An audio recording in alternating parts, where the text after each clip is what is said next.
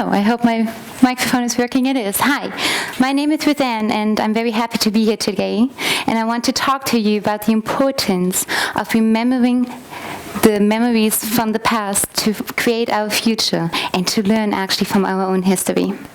And I want to start in asking you to please think about a situation in which you have made mistakes, despite all warnings. And I can think about a lot of mistakes I have done and situations which I could have known better from beforehand, such as like learning for an exam too late or doing something at work too late, and I really got in major stress. And to be honest, that really was not necessary. But then when I think about the reasons which have made me change my behavior, I realized that it was the consequences I felt. I had stress and I didn't want this to happen again. So I learned that it's extremely important to learn from our past. And it's extremely important not only to learn from our own past, I believe, it's also so important to learn from the past of our country. 6 years ago, I became a second witness. A second witness of the Holocaust because I talked to survivors who experienced the unimaginable. And I only can tell you it has changed my life, and it has hurt me very deeply. I've talked to people who survived 7 death camps. I've talked to people who on a daily basis saw murder, violence, who lost all of their beliefs and their dearest family members. And I was traveling to places like Auschwitz or Treblinka, and I was standing there where Wolf, my friend, he's 92 years old, he lost his mom and he saw her dying. And that hurt me. And that has changed me. I saw that if we remember in an emotional way, if we open ourselves to what has happened, that we start to understand. Eddie Wiesel, he's a survivor of the Holocaust himself, and he once said, "Only those who experienced Auschwitz know what it was. Others will never know. But would they at least understand?" But how shall we understand? How shall we understand the undescribable? How shall we understand millions of murdered Jews, 6 million, even more? Millions of Sinti and Roma, political opponents, disabled people who were killed because somebody believed that their life was not worth as much as their own. And how shall we attempt to understand as the survivors themselves cannot tell their story anymore? And obviously it's extremely difficult to learn from our past because history is repeating itself every day in the whole world. And I believe it's us, all of us in this room and behind the screens, who have to do something. We have to stand up against the injustice happening today, against prejudice and hate, against fears which are built.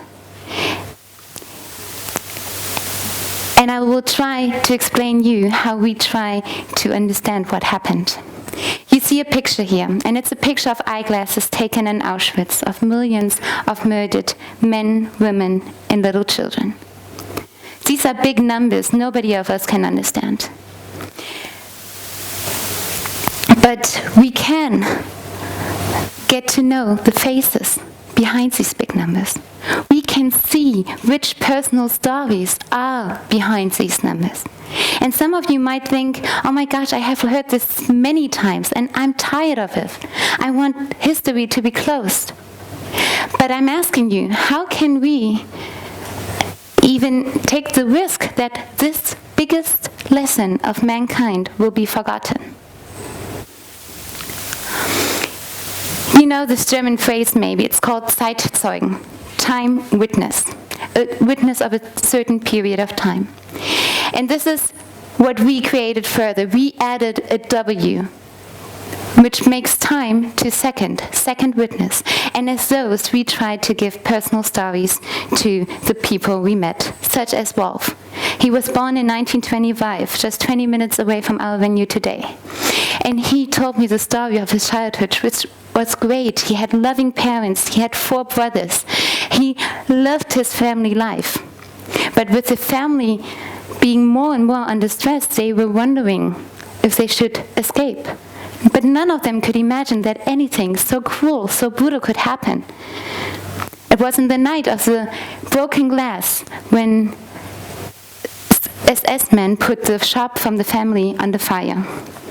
And the father from Wolf, he ran into the shop and he tried to put the fire down.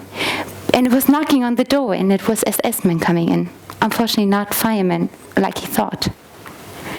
And they had an iron bar, and they beat his father almost to death. And Wolf, he was just 13 years old. He ran in, and under tremendous danger, pulled his father out of the fire. It was the beginning of a nightmare for the whole family. The family was arrested in prison. They had to sleep in prison. The young brother of 5 years old from Norbert also had to sleep in prison. And I still hear his voice saying, "What did Norbert do?" A 5-year-old. After this, the family tried to escape, but there was no chance anymore. The borders were closed. And Wolf was deported to 7 different labor and concentration camps. He saw violence on a daily basis. He saw his mother dying in front of his face. He saw mass shootings every single day. And when the day of liberation came, he was only a skeleton of 38 kilograms, who had to start everything by new. He had to start to love again. He had to learn that. He had to learn to love again, to trust again, just to be Wolf again. And this hurts me. But on the other hand, he makes me so happy because he calls me almost every day. And then he calls and just says, "Oh, Ruth-Anne, I have a new joke I want to tell you." Or he calls and just to chat about the last soccer game from Borussia Dortmund, which is his favorite team. And he never got tired in helping people in need. And he never got tired in telling his story to children. And that makes me very strong in my belief that this is really, really cool, and we really can achieve a lot with that. We can do what he started to do. And I think it's also our responsibility as second witnesses to preserve these memories. So we invest as much of our time as we can in talking with children from young ages, because they are the ones who will create our world. They are the ones deciding between fair and unfair. They are the ones who actually are the ones who we want to be tolerant and empathic. We want them to know the past and the privileges of the present. So when we talk with children, we always talk in 3 different steps: getting to know, remember, and passing on. And in the first step with children, it's so amazing, and we're always surprised how much children already know. Even 9 years old, very, very young children, they know so much from TV, from the streets. And we just explain. And we always find a way to explain in an age-based way. And they have so many questions, and I believe that these questions just have to be answered. And in remembering, we tell them a story, and they read a story on their own. And I think the most important is, first of all, not to point the finger and say, oh, don't do this again. If they feel the story, they will understand. And we give them chances to identify, such as with Tibi, who loved to play soccer, or with Elisheva, who was in love, or Frida, who wanted to be a doctor. And I can see the kids stamping their feet on the ground because they're so mad about injustice happening. If they hear that Frida was the best in class and from one day to the other got the worst grades. That's unfair. And that's something young children can identify with. And in this moment, it's so important to take this, and just give them a chance to build up their own way of remembering, passing on.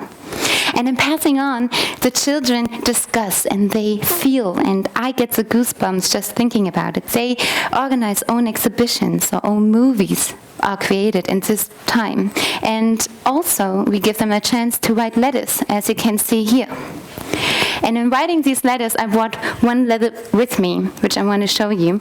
There are more than 1,500 letters we have from little children writing to survivors, and we have sent them. And this child, she's Nicole. We met her a few weeks ago. She's 12 years old. She wrote, "Dear Tibi, I just wanted to shortly tell you that I'm amazed by your strengths. And I mean physical and emotional strengths. A lot of people, including me, would be breaking down at these happenings, but they just made you stronger. That is truly inspirational. I hope I can get a slice of that strength. I would need it.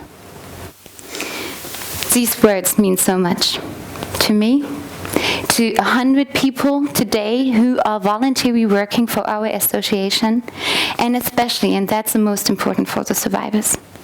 We talked to survivors who had promised themselves to never talk to a German again, and here they are, receiving letters full of hope and full of sympathy. And one of these reactions I brought with me today, and I want to show you. Solche Briefe bedeuten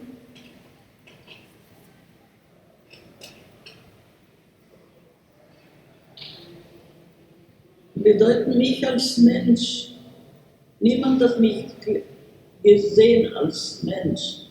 4 Jahre. Vielen Dank. Ich bin so berührt von diesen Briefen, dass Sie können sich gar nicht vorstellen. Ich glaube, dass Sie können sich nicht vorstellen, nicht? Sie auch. Ich bin sehr berührt davon. Das berührt mich wie so. Was soll ich Ihnen sagen? Ich habe nicht geglaubt, sowas zu bekommen. Das ist das größte Geschenk, was ich dann bekomme im Leben. So eine Briefe von so einem wunderschönen Kind, wunderbaren Kindern. Die verstehen, die haben ein Gefühl. Die fühlen mit, was ich da mitgemacht habe und mein Schmerz. Und ich danke sehr. So maybe I could just give you a glimpse of what we can give back to survivors today. To the survivors, to their families, to their children, who all are witnesses. There's so much we can give back, and that's what gives us the power. This is so painful, and this is so unimaginable, and still, it has so much power and hope to give further. And it has so much power and hope to learn from our past. And I wish that these mistakes which were done in World War II would not have to be repeated again. And I want to do everything against it.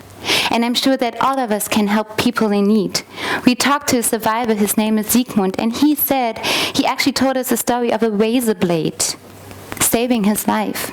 He was hiding in Vienna, and there was a public restroom. He in the early mornings went in to make himself look as ordinary as possible, which was very necessary being on the run. And there was the cleaner of this public restroom, and she was realizing what was going on. Very dangerous. But in this case, this cleaner, she didn't betray him. She gave him a new razor blade to help him to shave. And Sigmund always said, to help a person in need, you don't need any title or doctorate. All you need is your heart at the right spot. So I do want to end my talk with 3 wishes to you. I want you to be brave. Be brave and have the confidence to feel. Although it will hurt, with feeling you will understand. And if we all together understand, remembering won't be a question anymore. And second, my wish is that we all stand up. Let us stand up against the injustice happening to so many people today, here in our country and around the world. If it is not us who stand up, who will? And last but not least, let us be brave. Let us be brave to take over responsibility. And with this, I want to end with my last quote from Elie Wiesel. Elie Wiesel, who said, when you listen to a witness, you become a witness. So I invite all of you, especially because the survivors soon cannot do it on their own anymore. Please, all of us, let us be second witnesses. Thank you.